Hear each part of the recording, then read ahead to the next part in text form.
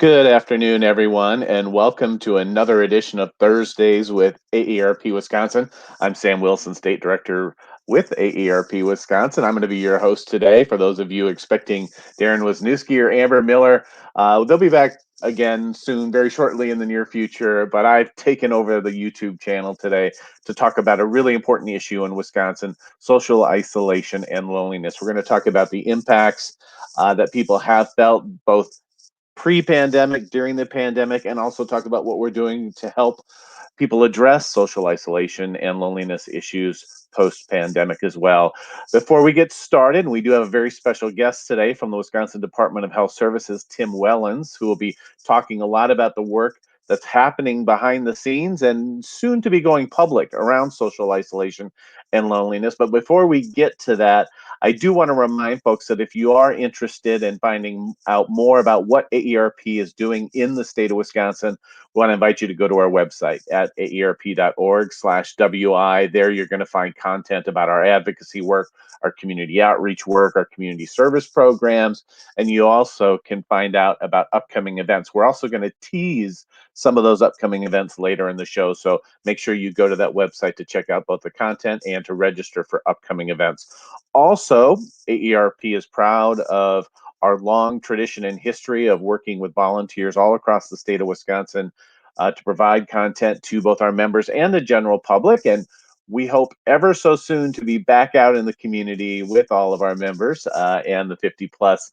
If you're interested in volunteering with AARP, maybe you've got a little extra time on your hands, maybe you just want to be more engaged in your community, make sure you go to the website below, www.aarp.org/I want to volunteer. There you can find opportunities to volunteer with our organization. And again, it could be in the advocacy realm, it could be in the community outreach realm, it could be with one of our community service programs like driver safety and tax aid. So be sure to check out the opportunities that exist there. So again, today's topic is about social isolation and loneliness. And I know that all of us at varying times of the last 16, 17 months have felt that personally, and perhaps felt that personally for the first time in our lives. Unfortunately, there are many Wisconsinites across our country that feel that on a daily basis, across our state that feel that on a daily basis, again, both pre-pandemic, during the pandemic. And what we're trying to do is make sure that we connect people both in their community and with others to make sure that they're not feeling that post-pandemic. So with us today, we have our guest expert, so to speak, Tim Wellens from the Wisconsin Department of Health Services. Tim, welcome. Thanks for being here. Perhaps you can tell our audience a little bit about yourself and your role at DHS. Well, thanks, Sam. I'm Tim Wellens. I am a regional quality specialist. So I work within what's called the Bureau of Aging and Disability Resources. I work with a number of aging and disability resource centers in the southern and southeast part of Wisconsin. Ultimately, I'm kind of a first point of contact for the ADRCs and ensuring that any questions they have, any quality concerns, that I'm able to take and assist with that. Well, Tim, I know you've been an integral part of some of the work that's been happening over the last 6 months around the development and formation of a coalition of organizations to address social isolation and loneliness. But and I want to get to that. I want you to talk a little bit about what's been going on and how that's been progressing. But I know you have some really interesting data that you'd like to share with our audience that might help give some context to why this is such an important issue in Wisconsin. So I know I think you have some slides to share, and I'll just hand the floor over to you. Yeah. So as you mentioned, Sam, this issue of social isolation and loneliness is nothing that is relatively new, especially for people who are high-risk individuals, such as older adults, adults with disabilities, individuals with disabilities in general, also underserved communities in majority, minority, and rural areas of Wisconsin. So as you see here on the slide, there are also some public health impacts that go along with an increased risk because of social isolation and loneliness. So you can see here, there's a 29% increased risk of heart disease, 32% increased risk of stroke, There's higher risk for medical conditions such as high blood pressure, obesity, weakened immune systems, anxiety, depression, Alzheimer's disease, and even mortality. Along with that, there's some statistics about how the loneliness prevalence in the United States can range from anywhere from 40 to 69%. 80% of people under the age of 18 and 40% of adults over 65 report being lonely. And the COVID-19 pandemic has really just increased those percentages overall. And there are even higher rates among immigrants, the LGBTQ plus community, minorities, and elder abuse victims.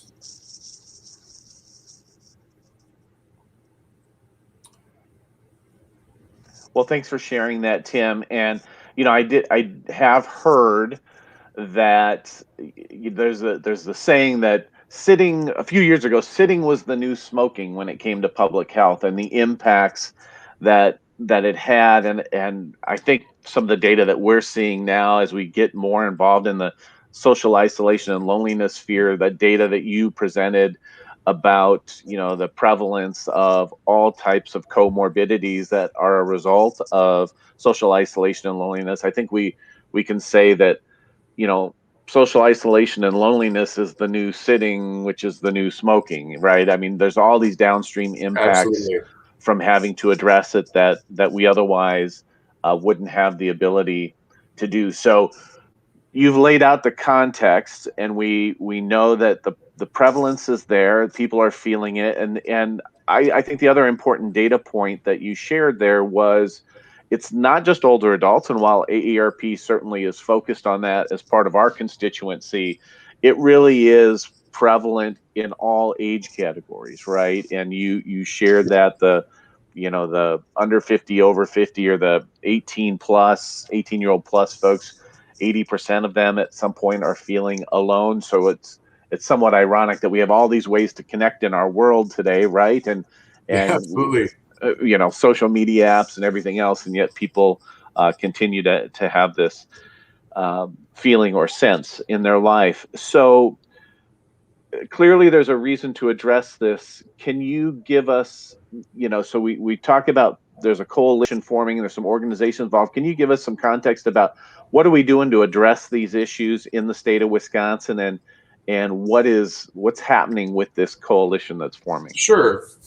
Well, I think just to take it one step back, I think it's also good to just really differentiate between social isolation and loneliness. Mm-hmm. So social isolation, that's an objective measure. It's something that people can feel and experience, that physical separation from other people, such as living alone.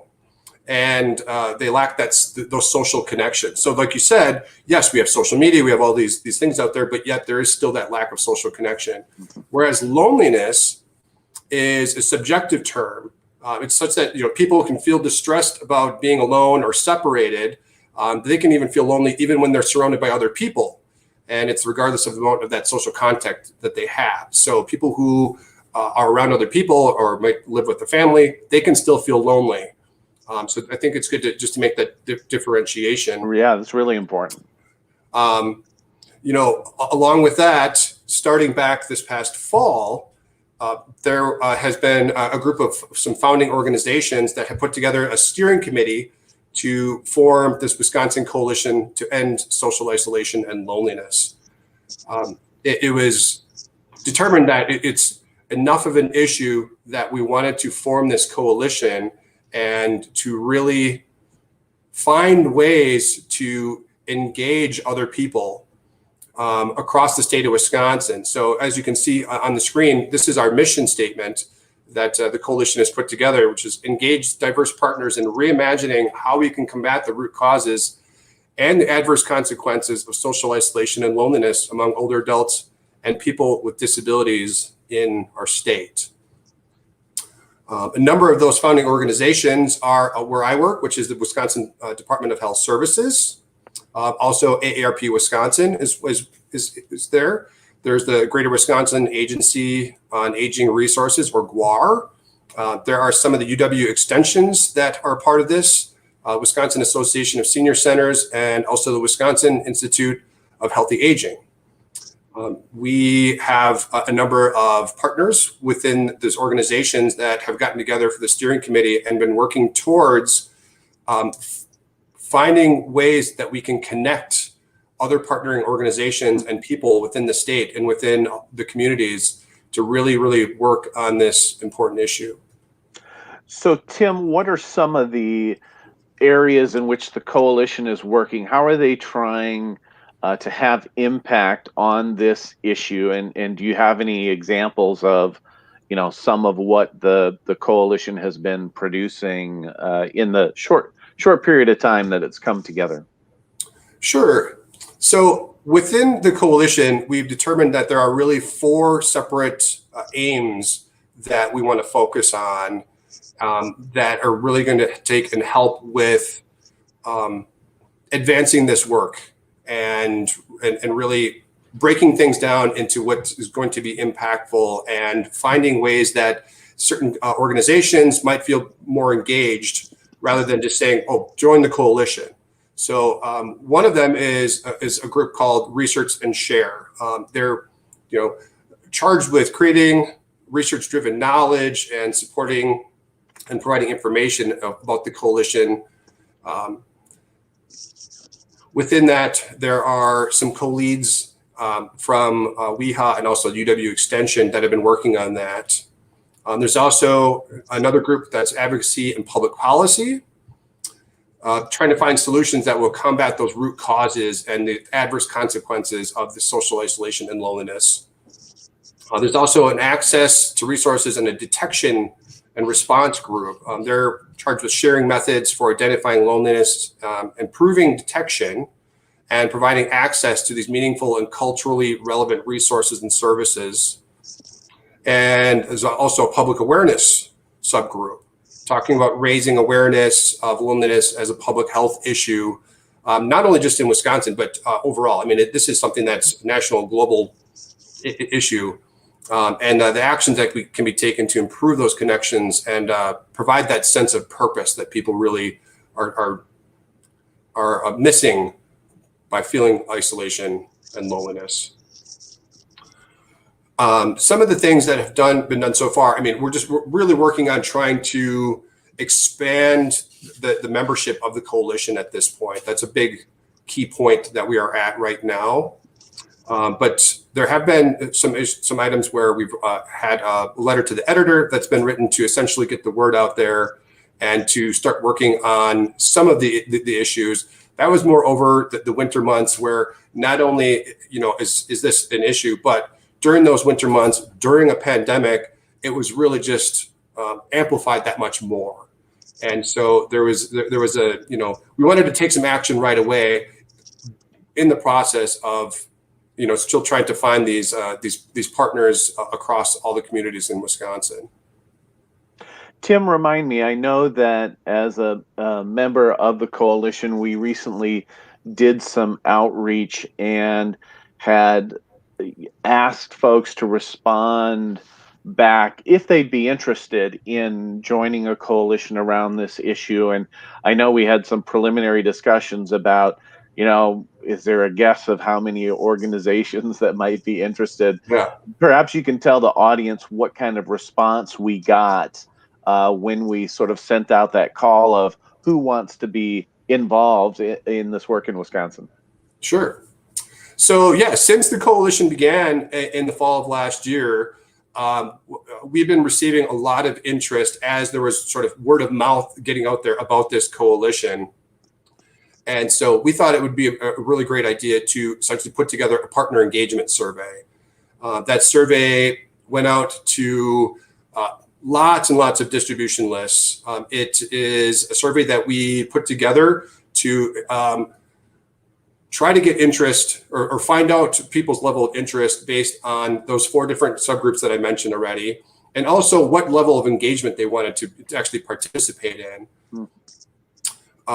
There were people that we thought want to actively be engaged, or would just be individuals or organizations that we could seek advice from and provide feedback, or people who just wanted to stay informed.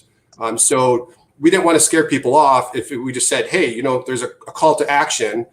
Some people say, yes, it is an important topic to them, but maybe they just want to receive information and to know what's going on. So that survey went out to lots and lots and lots of individuals and organizations, hundreds and hundreds. We received some very positive immediate response. And at this point, we have over 150 new organizations and individuals that have joined the coalition thus far. That survey is actually still open and available. It's something that we did not want to leave or have some sort of a deadline to respond to, because this is an ongoing issue. It's not going away. And as more and more organizations find out about this, we want them to still have that opportunity to be able to get that survey, complete it, and get it sent back to us so that we can then reach out to them and say, hey, thanks for your interest in this. And, here's where things are at within the subgroups that you have mentioned that you would like to be a part of. And we'll get you involved. And we'd love to have your input and your feedback. 150 is incredible. I know that when that number was first mentioned after the surveys had come in, it's one of those issues that people feel broadly and have experience either with their own family or in organizations that they work with across the state, but you don't quite know the full picture of who's interested, and knowing that there's that kind of interest in the topic, that many people wanting to come together to discuss these issues, provide resources to local organizations, and to really, again, connect individuals who are feeling this social isolation and loneliness in their lives. It's really heartening to me, and I know to other members of the coalition, to know that there's that kind of strength behind it. Another one of the really interesting things that I found, Tim, about what we've experienced during the pandemic was, we had sent out through, again, some of the listservs through much of the aging network in Wisconsin to ask about some of the best practices that people had used over the last, 12 to 18 months to keep people connected in their communities. And the amount of creativity and innovation that's happened, I know that we've started to aggregate some of those best practices that people have shared, different organizations, whether they be churches or, as you noted, aging and disability resource centers or senior centers and others who have had programming all throughout the pandemic, just some of the ways they've utilized services, either existing or that they created entirely new over the last 12 to 16 months to identify those folks in their community that they know may be widowed and living alone, right? So the definitions that you mentioned, Tim, about sort of the objective definitions of what social isolation is and the more subjective definitions of what loneliness are, identifying people that are experiencing both of those things, and then trying to find the right way to connect them so that they didn't have to feel that sort of profound sense of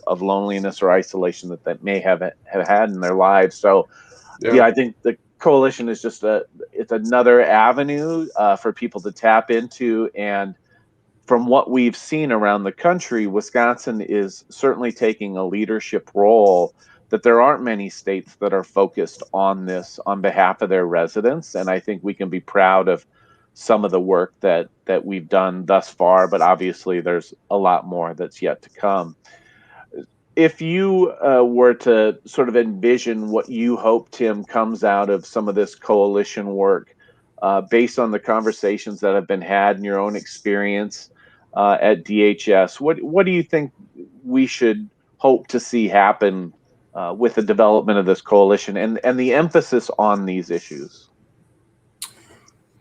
Well, my hope, and I think I speak for other members of the coalition, the steering committee in particular, is to really make connections across the state and to get creative with ideas and sharing those ideas within the connection of this coalition on ways to really work towards eliminating that feeling of loneliness and the actual isolation that people are living in. You know, having this all begin during the pandemic really brought out the best in a lot of people and organizations when it comes to getting creative and thinking outside the box and really bringing this issue to the forefront. And we know that there's a lot of really great work and efforts that have been going on across the state, and we don't want to keep that just closed and shut away from other people. We want ways for people to be able to share those ideas and those best practices and really celebrate the successes that have taken place. And that's what I see happening with this coalition going forward is, you know, we're going to have these people who are, you know, really fired up about this and want to be actively involved and, you know, come up with some really great statewide initiatives that, you know, something that maybe would be good that was taking place in their community, whether it be an urban community or somewhere, you know, in the rural settings of Wisconsin, and say, let's see if this would work across the entire state. Let's see, you know, what other organizations would really benefit from, you know, taking on this initiative that we did. So this is really just another great place for sharing those ideas, those information and resources. And we have found it to be such an important topic that we also have a couple of grant opportunities that would be able to provide some full-time of like project management and resource management positions that would be specifically for this coalition. We're working on putting together that backbone organization. And one of those positions is going to actually be within the Department of Health Services, and the other one could potentially be over at WIHA, the Wisconsin Institute for Healthy Aging. And again, it would be just to be there to provide that support for all the members of the coalition, you know, from those organizations, the individuals that want to, you know, be a part of this initiative going forward. Well, I think everyone would share that vision that you shared, Tim, and certainly hope that there is a long-term, profound, collective impact that we can all make as organizations. And, you know, I think we all bear some responsibility in our communities to be able to ensure that we're looking out for one another, certainly trying to identify folks that may be at risk for social isolation and loneliness, and either ourselves make the attempt to connect folks socially. It could be programmatically, it could be, you know, through another community service organization that people are members of, or to connect them through efforts such as the Wisconsin Coalition to End Social Isolation and Loneliness. Whatever way we do it, the continued emphasis on these issues for the long term, I think, will be certainly welcome by many. So I appreciate that. And the one thing that I always love to do is send people somewhere to find out some more information. And the hardest part about something so new is that we don't quite have that place to send people to go to. We don't have our dedicated coalition website. But I would invite folks, again, we frequently direct our viewers to the AARP Wisconsin webpage, again, aarp.org/WI. We're going to continue to update the content on that site about the work that's going on with the coalition. And as soon as there is a website landing page that people can go on and get more information and click a button to say they want to be involved, we're going to make sure that happens so that we continue the momentum that's already been built. And so yeah, so a lot of great activity going on. Tim, if there's any sort of last words of wisdom that you could share with our audience today, whether it's somebody that may be watching this program and they themselves may question whether or not they're experiencing this in their own lives, or they think they may know somebody, or they just want to get involved, what kind of advice would you give for folks who are watching our program today? Well, I'd say if you or a loved one, family member, friends, somebody that you know, maybe it's a neighbor, um, are experiencing that isolation or that feeling of loneliness, um, please feel free to reach out to them and let them know that there are some efforts that are being made to help them. And if you would like to be part of this effort, part of this coalition, that engagement survey is still open and available. And there is the link that you can go to. That takes you to a web page that has a number of a different, well, it's the same survey, just in different languages. We wanted to make this as accessible to anybody and everybody, regardless of the language they speak or a disability they have. So you go there, fill out that survey. It's something that we're checking on a weekly basis, and we're getting back to people right away to say thank you for your interest in being involved in this important issue. And we will reach out and get you going with where things are at within the work that is being done across the state.